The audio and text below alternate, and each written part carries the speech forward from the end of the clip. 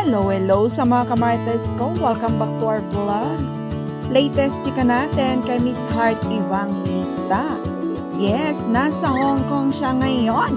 Kasama niya ang kanyang kapatid at ang napaka-cute niyang pamangkin na kanyang kakulitan sa kanilang hotel at of course ang Team Heart. May ganap siya ngayon doon sa Hong Kong na sinushoot nila. Ito ay isang cover shoot at hindi pa natin alam kung ano nga yan. So, yan lang ang latest chika natin kay Miss Heart Evangelista.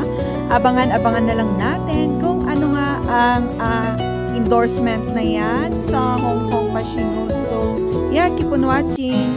When you lose your way and the fight is gone, your heart starts to break.